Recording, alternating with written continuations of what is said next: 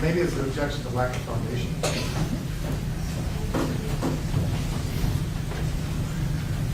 So you want to move more of the foundation?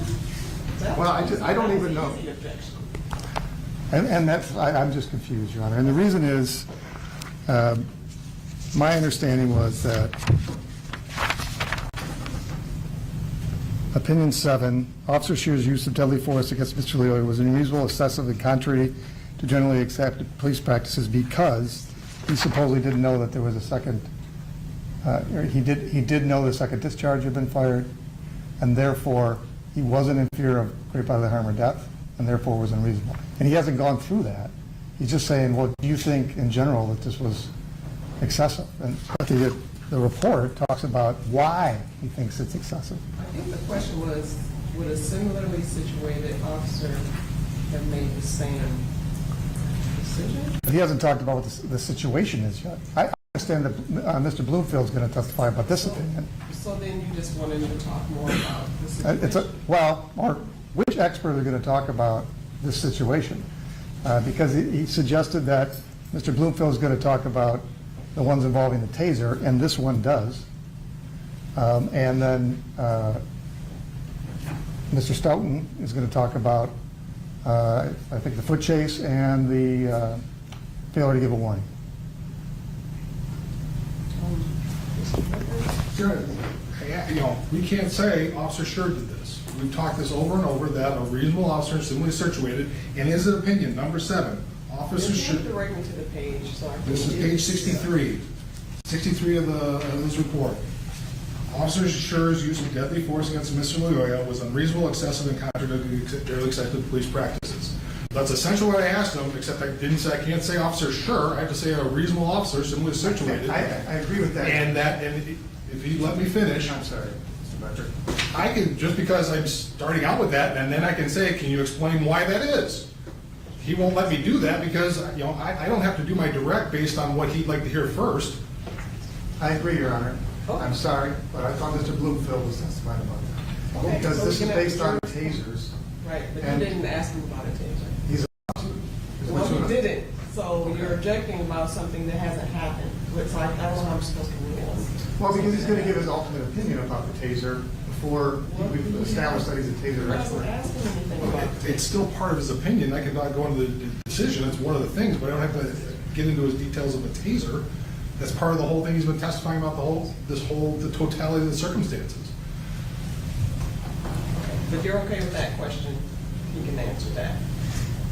The Assuming- question that you objected to. Yeah, I assume he's going to go into the opinion number 7. Is he going to go into opinion number seven? That's part of his opinion. Now, I'm not going into details with him, but that's part of the things, the basis. He did it jointly with Nick, and so they can say, okay, Nick is going to testify to that. Okay. So you don't have the jurors come back in. That was a short break for them. Should I be able to wadir Professor Stoughton on whether or not he's a taser expert? Because that's the basis of his opinion. If he asks him a question that requires a response from a taser expert, then yes. Okay. But that question that he just asked, I don't believe does that. Yeah.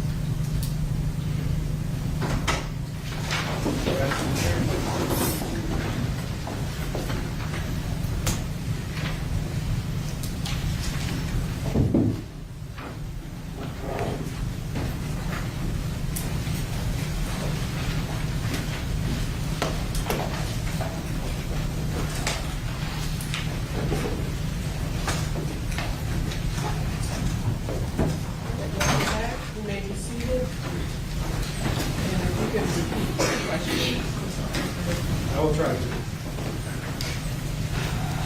Would a reasonable officer and a similarly situated reasonable officer made the decision to fire in this circumstance? No. Part of that, what is the basis for you? Is part of that going to the failure to warn? No, failure to warn is a separate issue, right? A separate inconsistency with generally accepted practices. So why do you mention that in your opinion in terms of this failure to warn? I'm sorry? Why do you mention that in this opinion in terms of your failure to warn? As a separate opinion, there is like a tactical violation, right? There is some decision or action that is not in keeping with generally accepted police practices. Failure to warn prior to the use of deadly force is one aspect, but is separate and distinct from whether the use of deadly force was professionally appropriate. That is, you could have one without the other, right? You could have a warning where deadly force is inappropriate, or you could have no warning where deadly force is appropriate, or any combination. What about the imminent threat aspect of it? The imminent threat in this situation, was there an imminent threat? Not, in my opinion, one that justified a use of deadly force. Why is that? In order to justify a use of deadly force, it's generally accepted in policing that there has to be an imminent threat of death or great bodily harm. That is, the subject has to have, or to be entirely precise, reasonably appear based on the information available, have the ability, the opportunity, and the intention to cause serious bodily injury or death. In my opinion, that was lacking in this case. So that leads to your conclusion in terms of the unreasonableness of the decision to fire. A reasonable officer would not have done the same thing. That's correct. One more, Your Honor.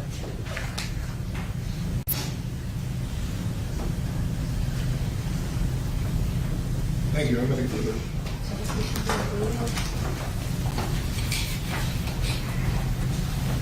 Hello, Professor Stoughton. Good afternoon.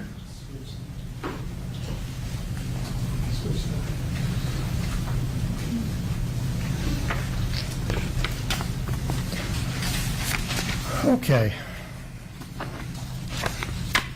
I want to unpack a lot of what you said here. Sure.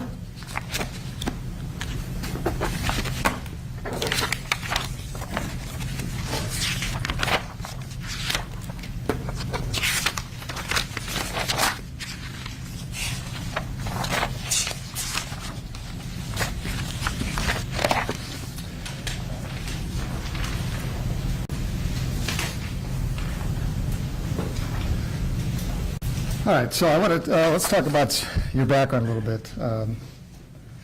I believe you testified that you're a professor at the University of South Carolina. Yes. Okay. And you said you don't advertise? As a consultant or anything like that, and that's correct. Okay. But you do some marketing, right? Not as an expert, no. I don't have a website or business cards or an email address or... How about to sell your book? Sure, I get the book was marketed, sure. I didn't actually engage in any marketing, but I know NYU Press did. And in this case, you marketed your book based on the facts of this case in particular, correct? I don't think I ever used any specific case to market my book. Okay. Do you recall having an interview with Ken Coker from Channel 8 News? Yes. Okay, and that was shortly after this incident happened, right? Yes. And it was before you were hired by the county? Yes, that's correct. Okay.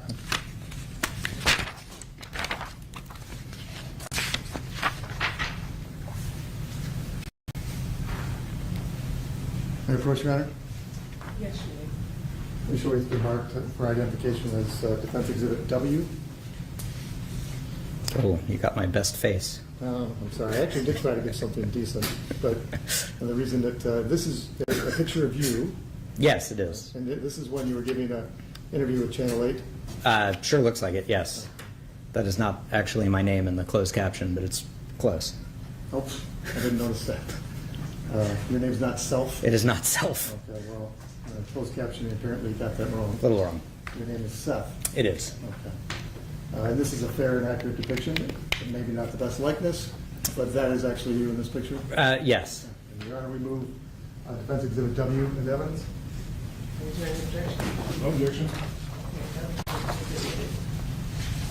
Okay. And so shortly after the incident, you were asked by the news to go ahead and give some opinions of the video. Is that fair? Yes. And you did that. Yes. Okay. And in the background, you have a bunch of books, right? I do. Okay. And there's only one book that's forward-facing, right? Yes. Okay. And that's the book you've been talking about so far today, right? Yes. Evaluating Police Uses of Force? Yes. Okay. So it's fair to say you wanted people to notice that book. Yeah, sure. Okay. And I bought one of them. You and 6 other people, so thank you. We bought 2. I get, and this is not a joke, I get about 3 cents per book. I'm sorry to hear that. Yeah, me well, too. you know, you should probably charge more on Amazon. That is out of my hands. It's not Okay. it's not that kind of book. All right. But it's fair to say you're trying to sell books, at least in part, by putting it out there on the news behind you when you give interviews. Sure. In my email signature, I have a link to my list of articles and to the book, right? Yes, I want people to be aware of the work that I've done. Okay, and you can put that down. All right, so can you tell the jury what confirmation bias is? Sure. Confirmation bias is the tendency, the human brain tendency to weight more heavily information that confirms pre-existing worldview and to devalue or weight less heavily information that tends to challenge your pre-existing worldview. All right, so it's kind of like jumping to conclusions, or that's more expectation bias. Confirmation bias, you've already made up your mind, and you don't consider things that come after. Is that fair? Yes, that's more or less right. Confirmation bias is without being aware of it, which is why it's an unconscious bias, you interpret new evidence in a way that gives you more support for your beliefs. Okay. And in this case, you were actually asked to form opinions based just on the video that you had saw that had been released by GRPD at the time, right? Yes, in the news interview, I was asked to look over the video and talk about I think it was specifically sort of the sort of criminal or potential criminal ramifications of the act. I forget exactly how it was phrased. Well, in the video, you said that it was your opinion at the time, shortly after the incident, that if there's a car with multiple passengers and one jumps out, that you should wave goodbye. The officer should wave goodbye as he runs down the road. To the individual who's running away, yeah, stay with the car. Stay with the individuals in the car, yes. But do they actually wave goodbye? I mean, that might be a little gratuitous. Should they, like, actually physically wave goodbye? No, but the idea is they should not go chasing that person. They should be staying with the vehicle to avoid putting themselves in a That was just a tactically... little characteristic, uncharacteristic flair on, that's not a police tactic. I don't know wave if I would goodbye. say uncharacteristic, but yes, that was clearly exaggeration. Okay. But it's fair that you've already made up your mind about whether or not he should have stayed with the car based on that initial video way back when. No, I think it would be better to say, as I pointed out in that interview, that the video is only one piece of many pieces of evidence. However, there is a tactical consideration here, and that tactical consideration does not change from having seen the video the first time to seeing the video and all of the other evidence. Okay, so these tactical considerations, you just talked about how you considered the policy and everything like that, and you have since that initial opinion, it turns out you confirmed your initial opinion was correct, but you're telling us that you considered every aspect related to what could make this a bad tactical decision, right? I'm sorry, so your question is, did I just confirm my initial opinions? Well, yeah, I'm asking you about confirmation bias. Did you already make up your mind and you just found things that would confirm your initial opinion? Or did you actually set aside your initial opinion and start afresh and look at all these things you just told us you looked at when you're making your decision? Sure. So to the extent possible, I have to set aside any previous review and review the totality of the materials that I'm provided with. When I do an interview, and I do a fair number of interviews with the media, one of the things that I always tell them, and it very rarely ends up in the story, is what I'm talking to you about is limited to the evidence that you're presenting me with, right? It's this particular video. But video never tells the entire story. If there's additional video, if there's additional statements that help explain what happened on video, what I'm describing based on this video may change because there's new information and different information. And that has happened in cases where I have both been retained and where I have not been retained, and additional information comes out and it changes an assessment of, or changes my preliminary assessment based on some evidence. In this case, what I think you're asking is the additional evidence did not call into question or lead me to draw a different conclusion about the specific tactical aspects that I talked about in that first interview. Okay, except for the part about waving goodbye. Again, that is, I think, perfectly appropriate in a news interview and is not something that is, part of an expert review. The idea that I'm communicating to a popular audience in a news interview is in colloquial language, right? It's in popular language. So yeah, wave goodbye definitely means let him go. It does not, in no way am I suggesting, and there's a reason it's not in my report now, that I'm saying you should quite literally lift your arm and give a little Queen's wave. Okay. I didn't think you meant that. So when we talk about best practices, I mean, you've been an expert witness before. Is it a good practice for an expert to go on the media and talk about the case they're later going to be an expert in? One, I don't use the phrase best practices with policing because I think that is too high a bar. What I'm doing as an expert is applying generally accepted practices, not best practices. With regard to your question, I don't know what cases I will or will not be retained in. I don't know what phone calls I will or will not get. I don't know what cases I will or will not accept. I don't know what cases I will or will not be useful. So yeah, I think it's entirely normal to have a media interview and then later get retained in a case. I think it's much more problematic to get retained in a case and then do media about the case, right? That I think is much more problematic, especially because you may be privy to information that is not public at that point. And you haven't done that? No. Okay. All right, now, as you talked a lot about what you relied upon to form your opinion, and you talked about these generally accepted police practices. Yes. Okay. And that you basically, it's a conglomeration of reputable sources, agencies, practices throughout the country. Is that fair? Sure. Okay. You also indicated that you looked at GRPD policy, Yes. and you looked at GRPD training. Yes, what training documents were included in the file, yes. Okay. Are you an expert on GRPD training policies and procedures? No, I would say the folks at GRPD are the experts about GRPD. Okay, so they know it better than you do. Sure. God, I hope so. I hope, yeah. So are you familiar with the foot pursuit policy at the GRPD? Not offhand, I don't remember. I think that was in the material. I don't remember if that was in the materials or not. I'd have to look. Okay, so you don't know one way or the other whether or not GRPD trains their officers on conducting solo foot pursuits? I'm not aware of very many agencies that don't that tell officers they shouldn't conduct solo foot pursuits. Definitely, there's often training on not doing solo apprehensions during a foot pursuit. But no, offhand, I don't know. So certainly GRPD doesn't say to its officers, you can never do a foot pursuit. I would be very, very surprised if that was the case. All right, so let's talk about your opinion related to the foot pursuit. Sure. I think you indicated that no reasonable officer in that situation would have pursued Mr. Lyoya like he did. Yeah, past the occupied subject vehicle. Yes. Okay. And so you were calling him Patrick. You don't know the family or anything like that, correct? No. Okay.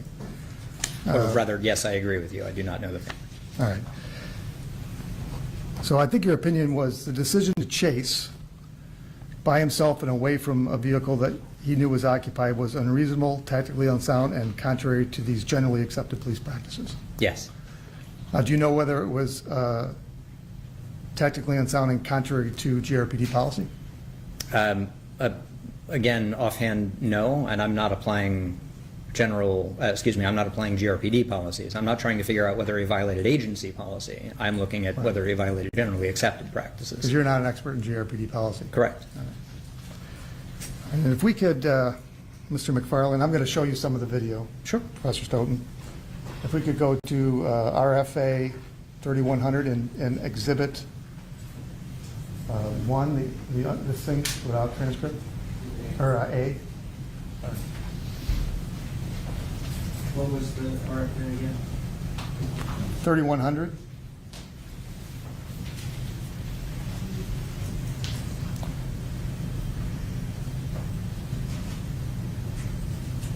And for the record, I'm having Mr. McFarland put on the screen RFN, or Exhibit A. RFN, Exhibit A, Right. at RFN 3100 to 3560, which is the from the time of the chase, basically, that we're talking about right now. And if you could go ahead and play it and stop it at 3560 or around there when it was made.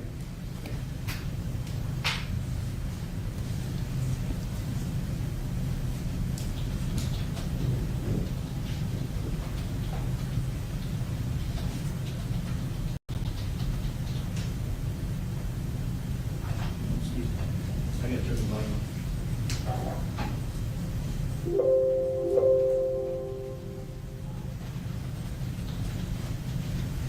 Stop.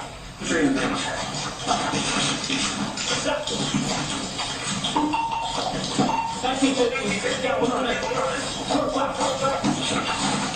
Stop. Okay.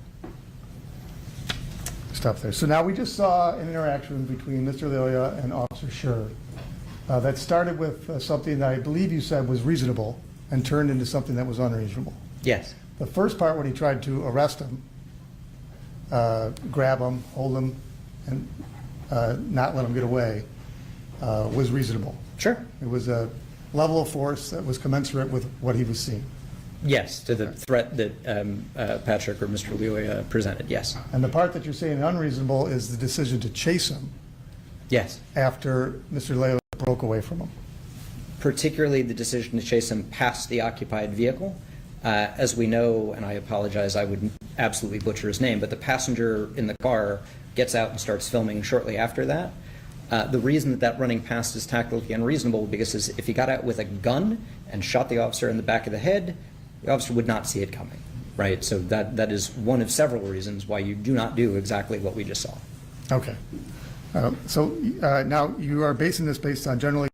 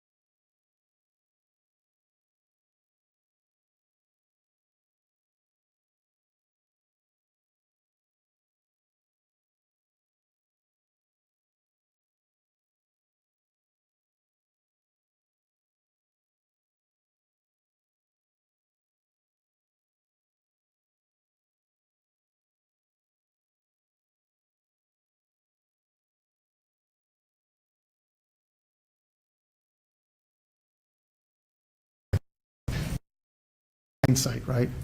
No, another one of the biases that I try and avoid to the extent that it is possible, right, is hindsight bias. You don't want people just sitting there watching the video, drawing an opinion in hindsight from the comfort of their chair, right? So hindsight bias is specific and technical, like confirmation bias.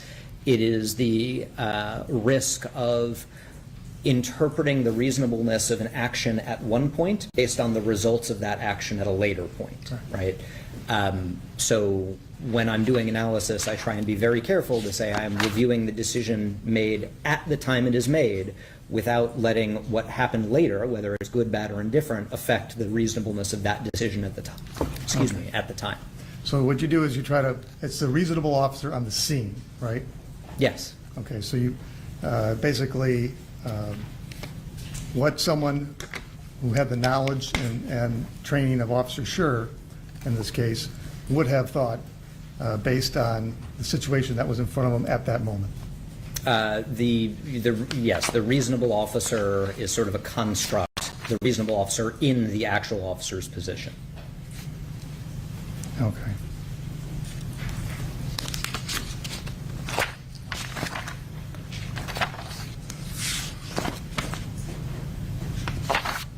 Okay, so we have Patrick Lyoya, who is committed a felony by resisting and obstructing in Michigan. Do you disagree with that? I'm not an expert in Michigan law or applying it, so I'm happy to accept your description of that. Sure. Okay. And are you familiar with the concept of resisting and obstructing in other states? Yes. Where were you a police officer? Florida. Florida. They have resisting and obstructing statutes? Both a misdemeanor version and a felony version, depending on how it's performed, yes. All right. And you saw, in this case, Mr. Lyoya break away from Officer Schurr. Yes. Okay. And that gives him the ability to run in the first place, right? Sure. So you mean for like in the concept of threat, right? Like applying those three prongs of threat. Is that where you mean ability? Sure. Yeah. Yeah. I mean, not to be pithy about it, but right, he has legs and therefore has the physical ability to run. Yes, absolutely. Okay. And you're saying the decision to chase him was unreasonable? The decision to chase him in the context of this case, where you're chasing him past an occupied subject vehicle, where you have no idea who's sitting in that car, you have no idea what evidence is in that car, you have no idea what weapons are in that car. You are going away from sort of a, if not police controlled, at least police aware scenario where you are standing at the car and looking at it, to now putting what may become an assailant at your back without even the ability to sort of keep visual contact. It's not the chase itself that's problematic, it's the context of the chase here and running past the occupied vehicle. It's the continuing of the chase? Yes. Okay. So if we could look at RFN 3367. What was that again? RFN 3367.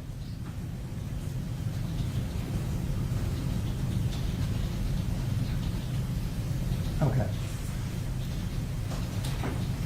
So this is not when the unreasonable decision was made, right? No, I think, chasing him, it depends on where that chase goes. If the chase goes back behind the car, behind the police car, and keeps going down the street in the direction that Officer Schurr is facing there, you have the same problem. Don't chase someone away from an occupied vehicle. Okay. So at this point, it's reasonable for Officer Schurr to make the decision to continue to try to apprehend Mr. Lyoya. If he can do that in the context where he can keep visual contact on the car and not worry about an assailant approaching, especially undetected, sure, I think that falls within the zone of reasonableness. I also think it could fall within the zone of reasonableness to say, look, I'm not even going to scuffle with this guy, because if I do start to scuffle with him here and the passenger gets out and helps, I am immediately outnumbered, right? So again, I think the initial grabbing and this initial point is, I don't think there is one path of reasonableness there for the officer. Okay. And he's not scuffling with him, he's arresting him, right? Well, no, not at this point. He was scuffling with him in an attempt to arrest him, but he was earlier grabbing him and trying to keep him from fleeing. I forget the first time he says you're under arrest or something like that, but I think it's fair to say that he is trying to prevent him from evading or escaping. Arrest. Sure, I He's don't. not holding him for questioning, right? I don't know what he's going to do, and if you mean arrest in the context of is he going to book him and bring criminal charges, I have no idea, right? That's a sort of mindset of the officer thing. He's definitely using force just before this to try and prevent the escape, which is, again, fine. Okay. And RFN 3367 is, at this point, he's still within contact of the car. We don't know which way Mr. Lyoya is going to go. This is reasonable. Sure, he's not chasing him, I don't believe yet. All right, we're going to play it, and you tell us when it becomes unreasonable to chase him.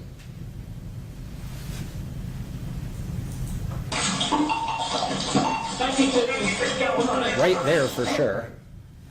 As soon as it's clear that he's running past the car. Well, his car is the gray one right there. You see that? Yeah, Do you think he's past the car? I think he is running past the car, yes. Okay. So Because if is the critical point, if he gets beyond the car, then you have to let him go? The critical point is don't create a tactically disadvantageous situation by putting a potential assailant who has access to the car and everything in it that hasn't been cleared yet, that might have evidence in it or weapons in it or whatever. Don't put that at your back. So at the point where it looks like that might be what happens, if I, the officer, continue down this course of action, yes, you should stop that course of action. Okay, so he should have let him go at this point. When you say let him go, he should have not continued to chase him on foot. He should have directed his attention to the passenger. That gives him a pretty high likelihood of identifying the guy who just ran away, assuming he hadn't identified him yet. And that means you can always go and get a warrant for him. So let him go. No, the law will catch up to him. It just may not be in this 5-minute period. You're making some assumptions there, right? Yes. Like the passenger knows his last name, right? Yes. And that he has some ID, right? You're making that assumption that... No, he doesn't have to have ID. If the passenger knows who he is, then you can start your investigation that way. What if he doesn't know who he is? It is possible that he gets away. But what is foreseeably likely to happen is you will probably identify him and catch him later. Now, might that not happen? Might he actually get away? Sure, that's possible.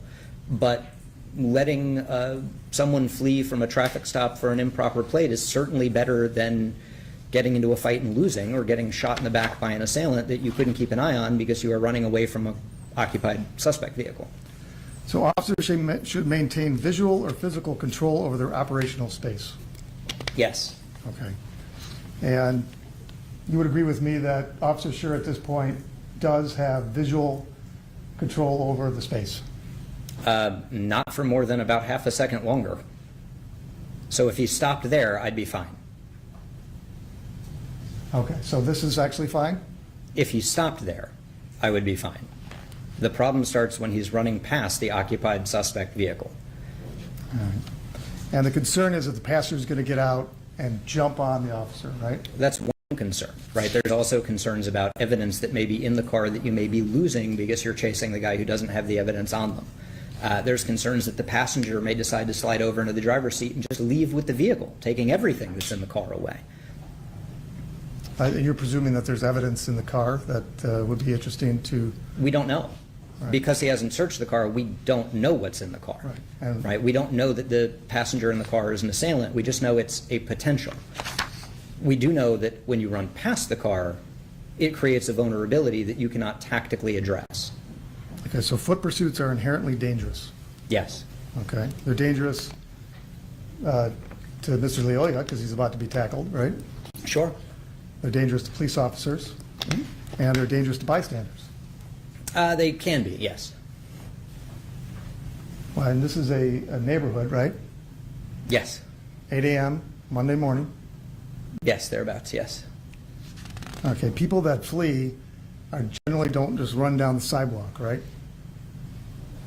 I don't think there's any good data on that. It's running down the sidewalk. It can be cutting through yards. It can be going all which ways. People that run can do dangerous things, right? It's possible, sure. Because they're not trying to get caught. They're certainly trying to not get caught, yes. That's the running. Sometimes they jump in other cars, right?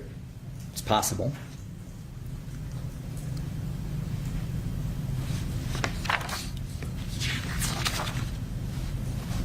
So you would agree with me that when Officer Schurr called in that he had one running, that he had made the decision to chase him?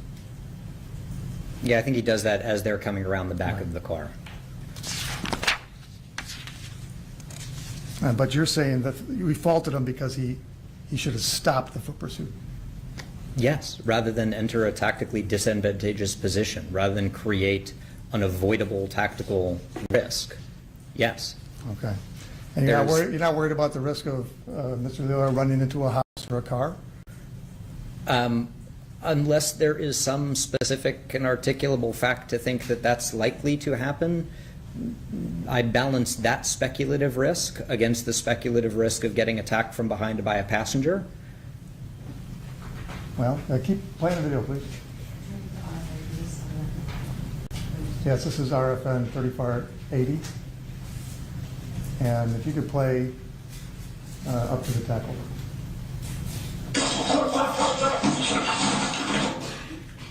Okay, if you could blow up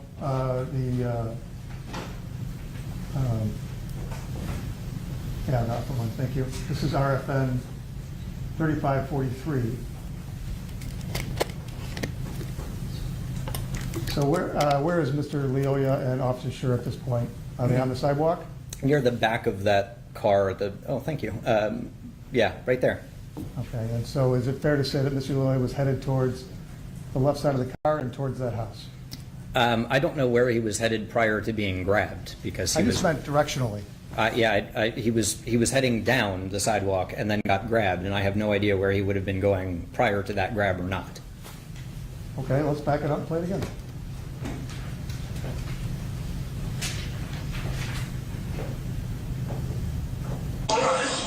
So there's the grab. The grab happens right as they're entering that grass. So I have no idea if Mr. Lyoya was going straight along the sidewalk absent that grab, or if the grab is what pulled him to the side into the tackle.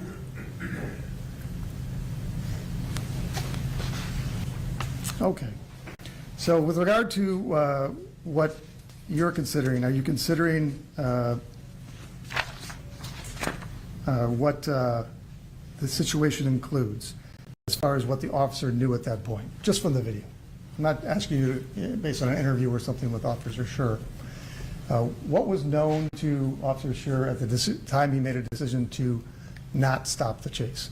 I'm not sure I understand your question. So what does the video tell us that the officer knows So without he knows looking at someone's anything fleeing, else? right? Is there anything in the video that suggests that Officer Schurr knows who the driver is? No, at that point I don't think so. I forget if Mr. Lyoya had identified himself or not. He had said, he had said something. He had said he had his ID or driver's license in the car and asked the other gentleman in the car to get it or look for it or something like that. But I don't remember if he had identified himself by name at that point. I don't think he had, but I'd have to go back and look. So the video does not reflect that Officer Schurr knew who the person was that was running. Yeah, I think that's right. And you would agree with me, people run in order to hide something or to evade arrest. Is that fair? Sure, all kinds of reasons. Was there any explanation for why Mr. Lyoya shoved the officer to get away? Any explanation from Did whom? Mr. Lyoya, the passenger, or anybody say, hey, what are you doing, or anything like that? I'm not sure I understand the question. I'm sorry. Did you hear Mr. Lyoya say anything explaining his behavior? No. Okay, so the officer on the scene has no idea why this is happening. Sure. From that perspective. Yeah. And he doesn't know whether or not he's going to run into a house or not, right? The officer does not know what is going to happen. Sure. But also has to base their actions on what specific and articulable facts they have to justify police action.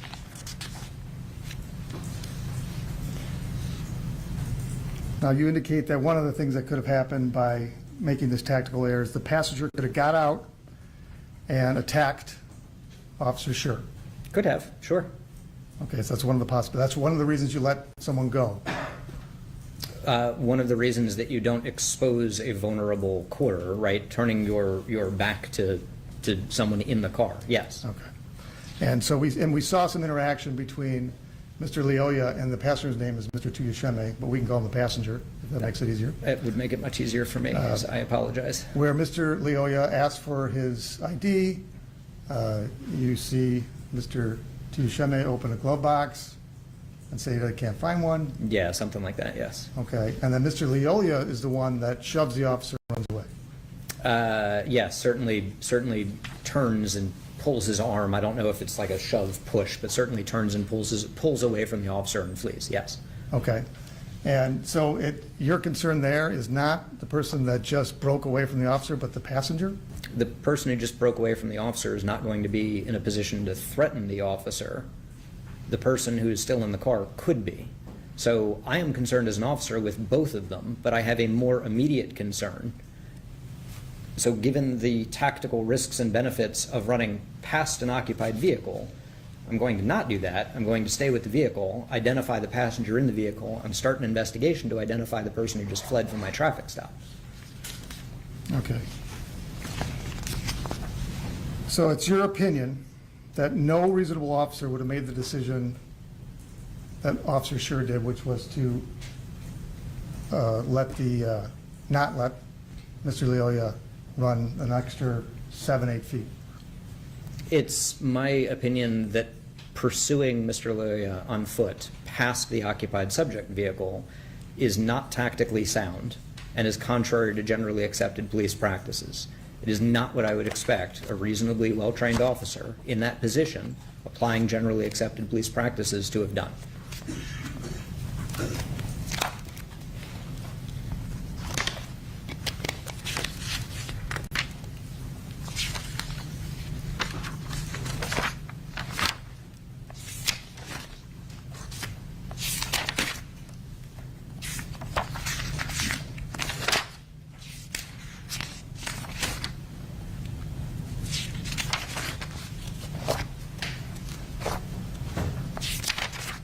I just want to break that down a little bit, because I understand you're saying that you would not expect an officer to do that, Yes. but your opinion is that no reasonable officer would have done that. No reasonable officer applying generally accepted practices relating to foot pursuits in this context would have done that. Not a single one.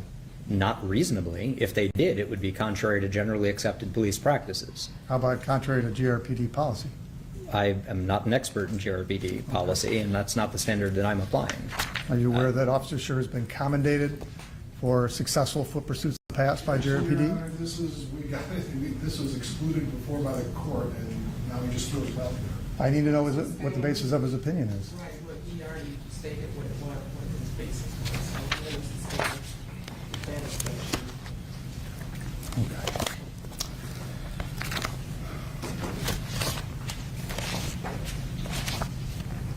So now, in your, you have these 7 opinions.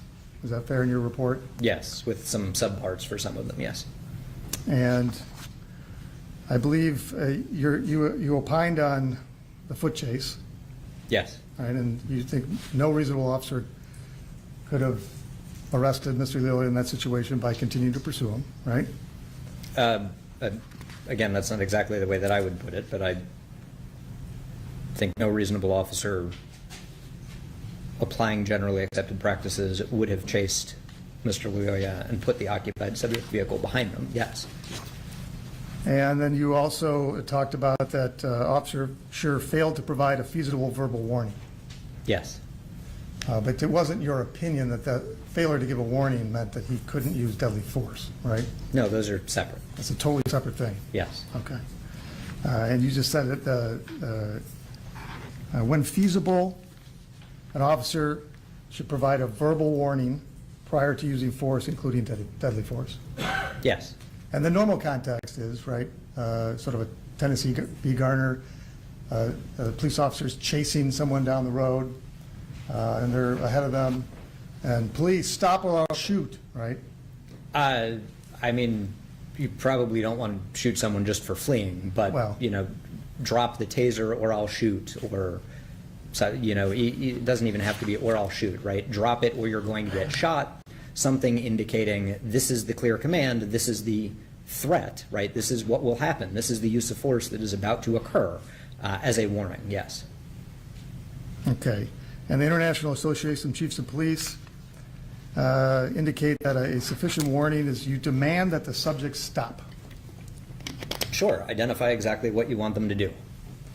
Does it say, stop running, or is it stop running or I'm going to shoot you? Because according to the International Association of Chiefs of Police, which you hold in high regard, it's just that they demand that they stop. I do hold them in high regard, and it is going to depend, but for someone who's just running away, stop running is fine, because you're probably not going to shoot them, right? Because someone who's running away is unlikely to just create an imminent threat of death or great bodily harm. When we're talking about deadly force, identifying, or any use of force, it is typically helpful for officers to identify this is the force that I am going to use. That way you are informing the person, one, this is what I want you to do. Two, this is what will happen if you don't do what I want you to do.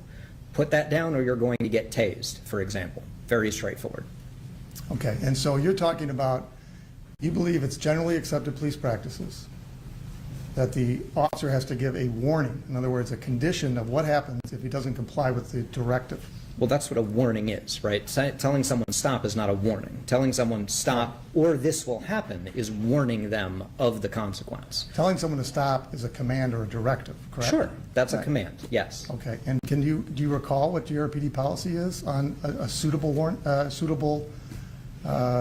command before? I think I still happen to have it in front of me. I can look it up if you want. I don't remember it offhand, but I can. It's you have to give a directive before using deadly force. Doesn't say warning. Sure, so that's not a warning, right? That's a directive or command. Right, and so drop the taser is a directive. Yes, definitely a directive, So sure. you agree that Officer Schurr complied with GRPD policy when saying drop the taser? Again, I don't want to hold myself out as an expert on GRPD policy, but if GRPD policy says directives are all you need to give, then sure, I suppose that is in compliance with policy. It is not in compliance with generally accepted practices relating to what a warning actually means. Sure. Well, a warning, I would agree. There's some contingency that happens if you don't follow the directive. Right. It is- GRPD policy says, and you just talked about it, whenever reasonably possible, officers shall provide verbal directives before deadly force is used. So you would agree with me that drop the taser is a directive? Sure. I have no idea how GRPD defines that directive. If they read into the word directive what I would consider to be a warning, I'm not sure, but that's why I'm not holding myself out as an expert in GRPD policies. But as a matter of generally accepted practices, if you're going to warn someone, what you're doing is you are threatening force, right? The warning is condition, threat. Sure. That's your view of generally accepted police practices. Yes, that is generally accepted police Do practice. you have any idea whether Officer Schurr ascribes to your generally accepted police practices? Well, I know he didn't in this case, but I'm not sure if he does generally. Okay, but does he even know what they are? I have no idea. I'm not in a position to identify what he knows or does not know, just whether his actions are consistent or inconsistent with them. Well, you don't expect him to know every agency's policy in the whole country. No, certainly not. You indicated that the reason a warning was feasible or reasonably available and should have been given, a warning, is that Officer Schurr was in a position of tactical advantage. Yes. Okay, can we see RFN 7460?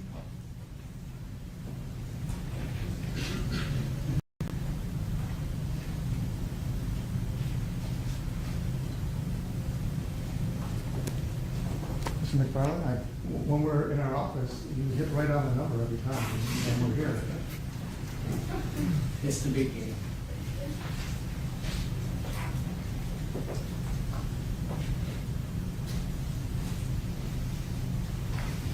Okay. And so you indicate that Officer Schurr is behind and on top of Mr. Lyoya, and therefore he's in a tactically advantageous position?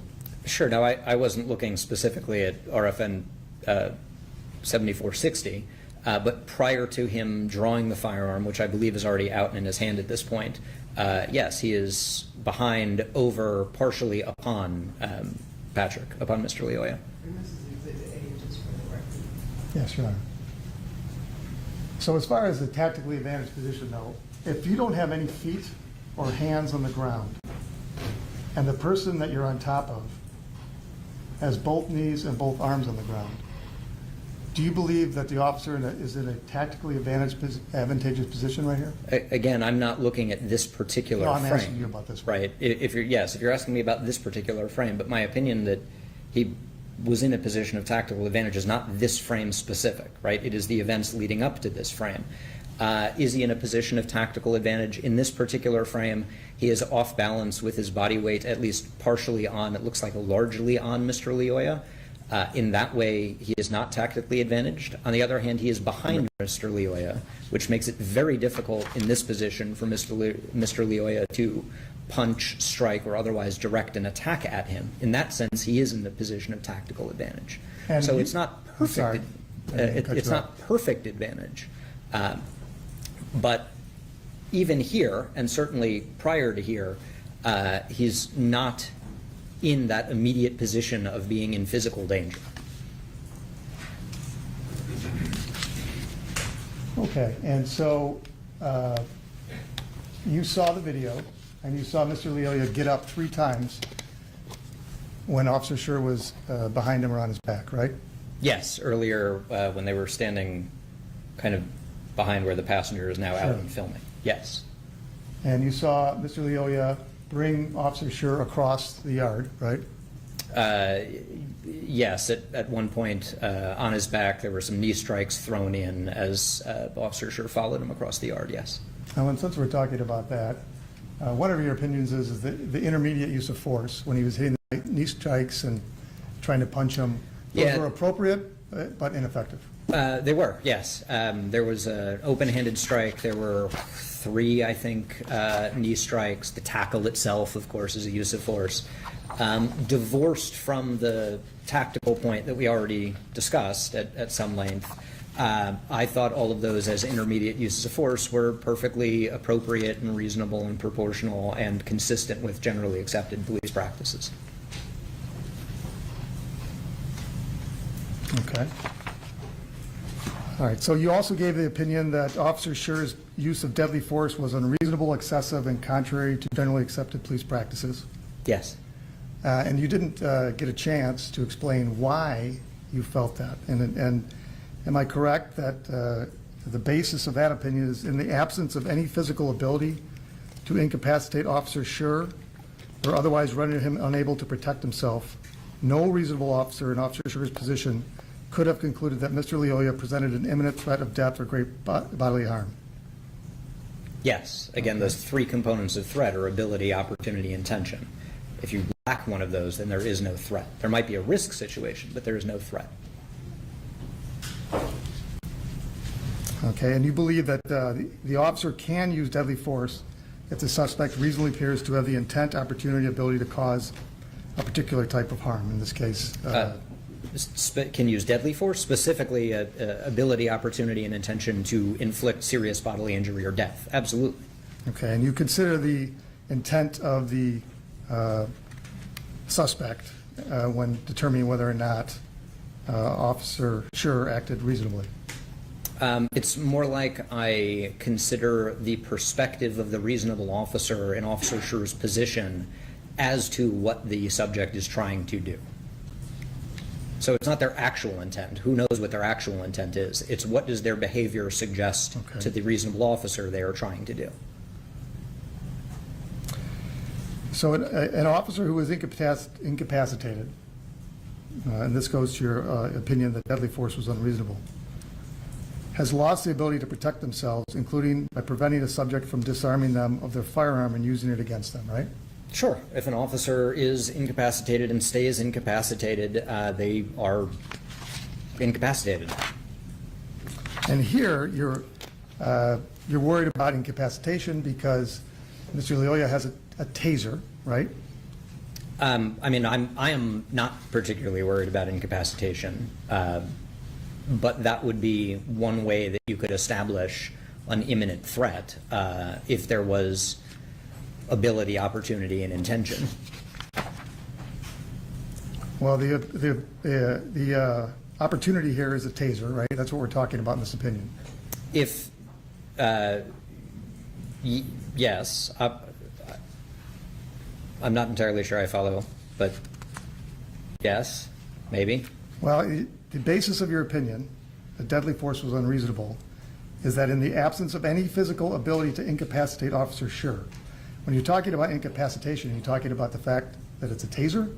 I'm talking about the fact that there was no ability, there was no physical capacity for Mr. Lyoya to incapacitate the officer with anything. Okay. So that includes a rock or anything else? Sure, there are no rocks that I am aware of that he grabbed or had access to or had as a matter of physical ability, let alone intention or opportunity. So would it be reasonable, therefore, that Officer Schurr, for Officer Schurr to use deadly force if he in fact held a reasonable belief that he was in risk of being incapacitated or tased? Okay, so what I think I understand your question. What you're asking is the threat of being tased, does that create an imminent threat of death or great bodily harm, such that the use of deadly force is then justified?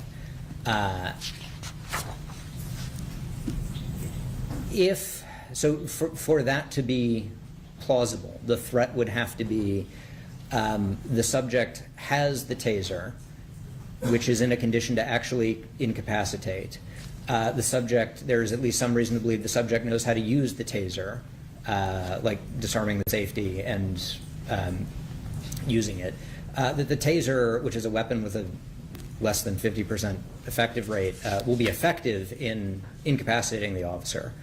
That the officer will remain incapacitated long enough for the subject to access a retention holster, and that the subject will know how to remove a firearm from a police retention holster, and that the subject will do all of that in the period of incapacitation, which is either 5 seconds with a taser pull or an unlimited amount of time, I suppose, until the battery goes dead if you're holding the trigger of the taser down, which means you're doing all of this one-handed. While I think it is at least theoretically plausible that that could happen, it seems unlikely, which might be why, going back to the history of the introduction of taser use, that has never happened in American policing or internationally that I'm aware of. So I think it is theoretically possible. I'm sorry, did you say it's never happened that an officer's been tased?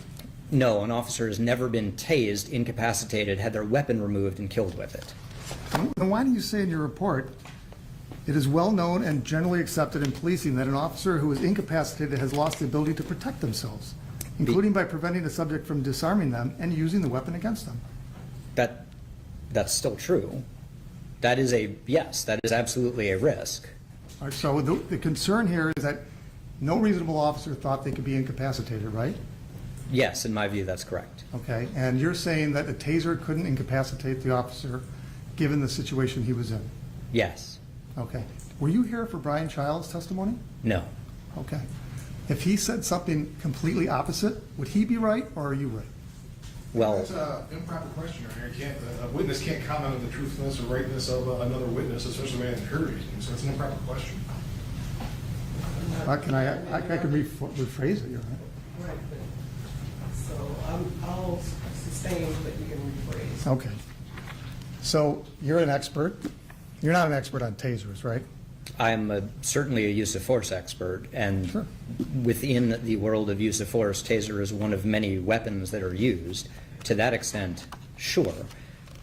If you mean I don't know, electrical engineer who can explain the magic that goes on inside a taser? No, in the same way that I really can't explain the magic that goes on inside a bullet to project it. I don't know what chemical reaction is. I just know that it comes out of the muzzle of a gun, and I can, as an expert, talk about when it's appropriate to send it that way. Are you in a position to tell when someone can be incapacitated by a taser? Are you an expert in that field? As a use of force expert, sure, that's what tasers do, right? They are both pain compliance and motor disruption or physical disruption tools. Okay. And in your opinion, when you believe that deadly force was inappropriate, you said the available evidence establishes that any reasonable officer in Officer Schurr's position would have been aware that Mr. Lyoya did not have the ability to incapacitate Officer Schurr because both cartridges of Officer Schurr's taser had been discharged. Yes. Okay. So it's your testimony that if both cartridges are discharged, he cannot be incapacitated. It makes it exceedingly unlikely, especially with insulated wires. Yes. And there are a number of easy tactical alternatives. If you are worried about being subject to a drive stun, that is having the taser pushed against you, you just back up, and that deprives the subject of opportunity. Okay.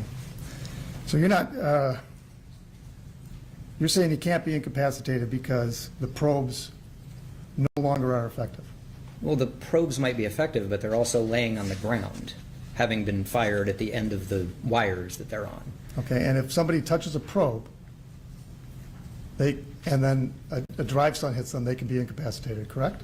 If someone grabs a probe and a drive stun is applied, assuming that the subject somehow knows how to do that, and assuming that the officer grabs a probe, sure, that can result in some type of incapacitation. Again, the response is don't grab the probe or back away from the drive stun to deprive of ability or an opportunity. If I said grab, touch, the probes are laying on the ground in this case, right? There are probes from where they initially fired, from where Officer Schurr initially fired the taser. There are probes somewhere by where they were scuffling on the ground. So there are probes out in that front yard, sure. Okay, and you don't think that Officer Schurr should have done a probe check before in that situation, right? Before shooting someone? I mean, if he's going to be worried about being incapacitated, yeah, I would certainly want him to know, is there a realistic threat of being incapacitated? Okay, so if Brian Childs, and I'm going to represent to you that Brian Childs testified, that if you come in contact with a probe and someone drive stuns you, you will suffer NMI. You can, sure. But there are two giant ifs there, both of which are addressable without the use of deadly force and addressable entirely with tactics, right? Again, assuming that either of those ifs actually apply. And you talked about the drive stun. Yes. You're aware that the drive stun can cause serious bodily harm, correct? It is substantially unlikely to, but it can, I suppose, when used in particular ways, in the same way that a thumb can be used to cause serious bodily harm when used in particular ways. But it is certainly not designed to and is unlikely to when used in any normal capacity. Well, in a normal capacity is by a trained officer, right? Usually, sure. Okay. And you're aware that officers are trained never to hit anything in the face, right? That, unless deadly force is justified, yes, sure. How about if someone takes your taser? They haven't been trained, right? Sure. That is correct. So again, one, there's some likelihood that they won't know how to use it.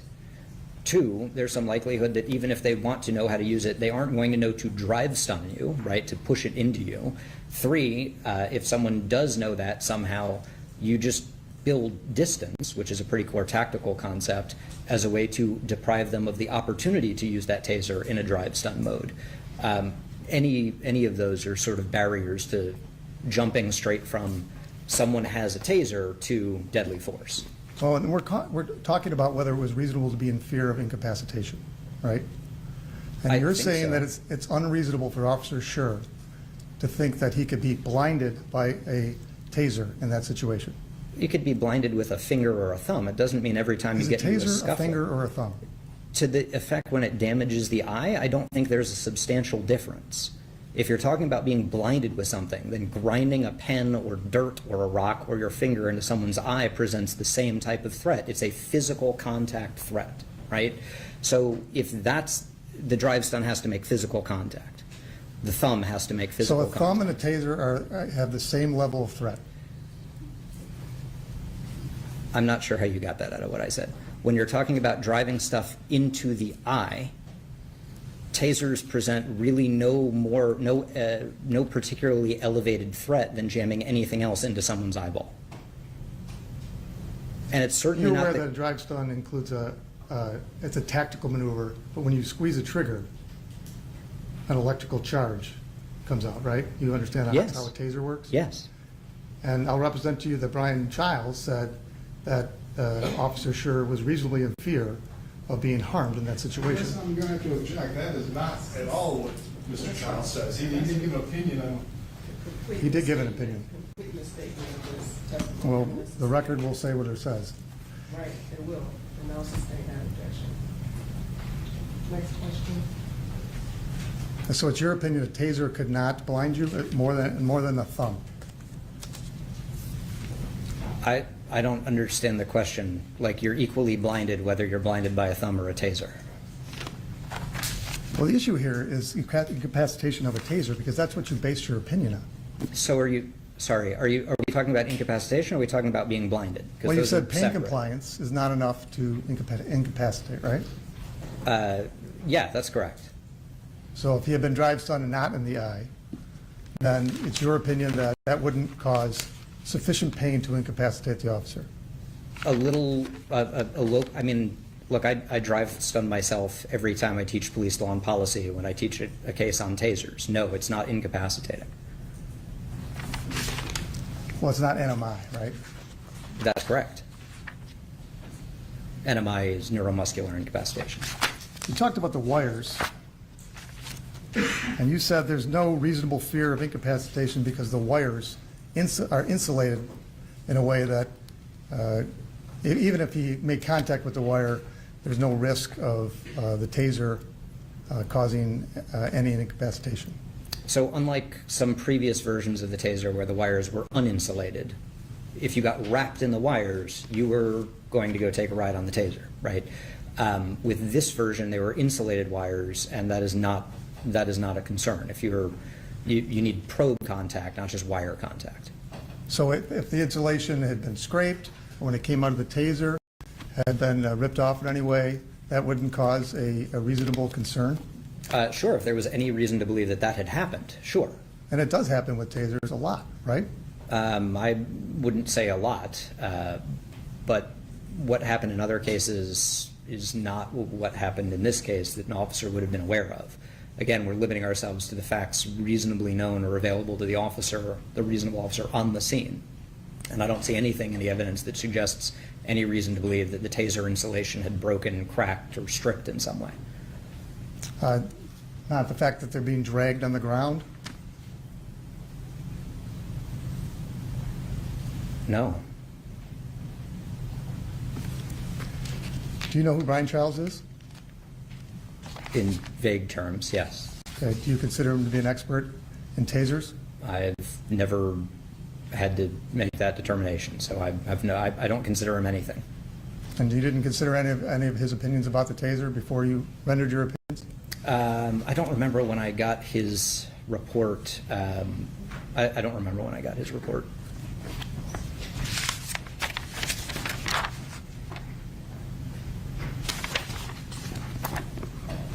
I don't want to be unduly offensive there. Sorry. It's not that I don't. I neither consider nor not consider him, if that makes sense. Like, I'm not saying he's not an expert. I'm not saying he is an expert. I'm not saying anything about him. Well, he was the prosecution's expert on tasers. Are you aware? Do you know who he is? Again, in vague terms. Do But you know where he works? No, not offhand. He works for Axon. Okay. What does Axon do? Axon makes, among other things, tasers. Right. And he's worked there for decades. Okay. Would you agree with me that someone that's worked for Taser in Axon for decades would know more about tasers than you? I think it depends on what they're testifying as. If he's testifying as a use of force expert, maybe not. If he's testifying as a mechanical expert on the taser, sure, he knows more than I do. Right. Insulation on the wires, that sort of thing? Sure, I suppose he could probably talk about the tensile strength of the insulation on the wires in a way that I can't. And the ability to incapacitate an officer, right? I don't see why he would know any more about that than I would. Are you a master taser instructor?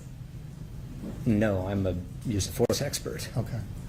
And so you think you know more about the ability? He's arguing now. I don't know what the point is. I want to explore what he thinks he knows and why he thinks his opinion is based on something other than his use of force. I mean, he keeps testifying that he knows about the mechanics of a taser. Right, but you're asking him about a taser, but he's not a taser expert. Right. And he's a use of force expert. And so at this point, delving more into what one expert said versus what this expert is here to testify about, I do believe to be arguing. Okay, Your Honor, I understand that. I just want, as long as the court has acknowledged that Professor Stoughton's not an expert on tasers. I consider him an expert in the field that he is considered an expert in. Okay. Thank you, Your Honor. I do, Your Honor. You guys, you've covered a lot of ground there. Just in terms of tactics is one of the things you talked about. Can you switch to our computer, please? And you talked about tactical advantage, and they showed up the cell phone video. This is that's theirs.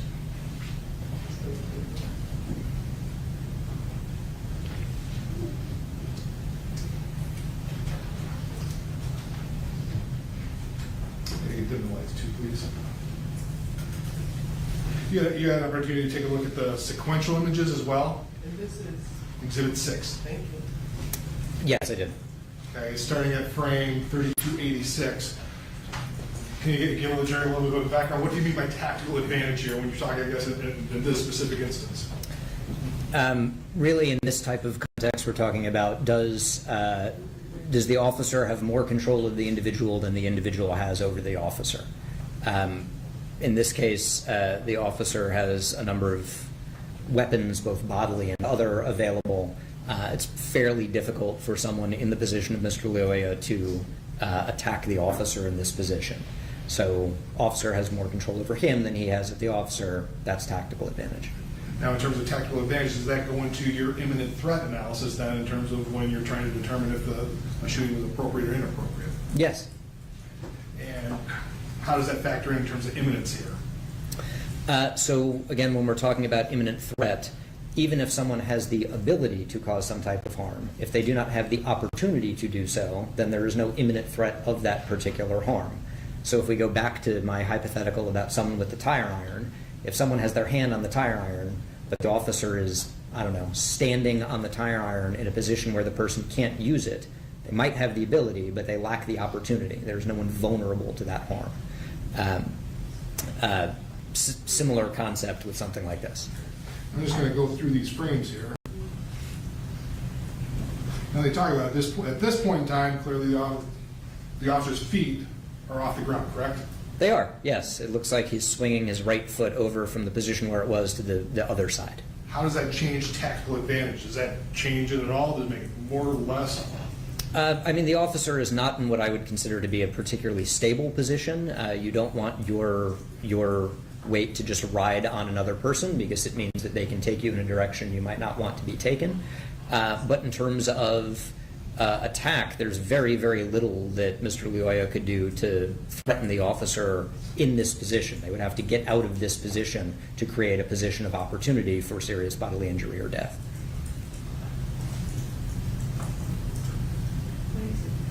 Six.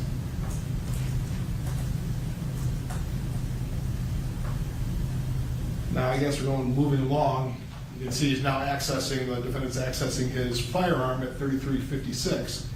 Has the tactical position changed at all at this point in The officer is in a position of greater stability. Both feet, one knee are on the ground. At least one shoulder or chest area on the left side appears to be on Mr. Lyoya. So there's a less risk of unbalancing here. Has anything changed in terms of the imminent threat aspect of that thing? No.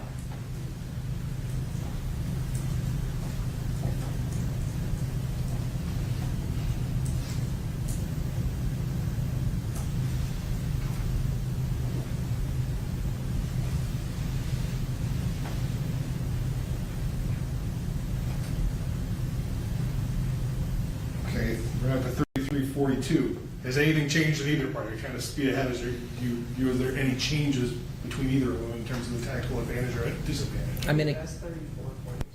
34, I'm sorry. again, there's clearly some potential disruption for balance, but in terms of basic positioning, no, not really.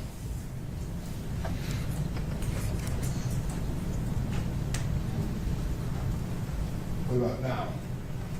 No, and no real change. It's still the same tactical advantage or disadvantage you were talking about. Yes. Yeah, I guess I'm not going to go through the whole video. Did you ever see the defendant in any sort of tactical disadvantage through the entire, I guess, cell phone video? No. Thank you, John. Thank you.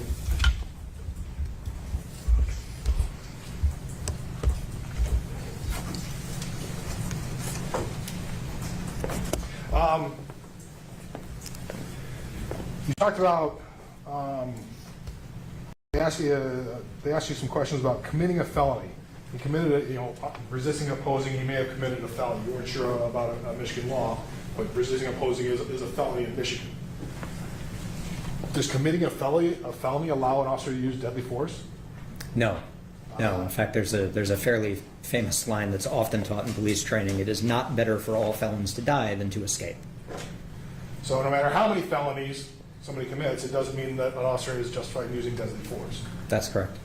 What about disobeying commands? Again, absent an imminent threat of death or great bodily harm, no. Merely disobeying does not establish a justification for deadly force. So you heard him, you didn't hear him today, but you heard him in the video. Patrick disobeyed, dropped the taser, stopped resisting, disobeyed numerous commands, correct? Yes, he did. Does that in any way change your analysis of the ability of an officer to use deadly force? It's certainly part of the analysis, but no, it does not change the opinion. Just because he commands them a bunch of times doesn't mean, okay, I can shoot him. Correct.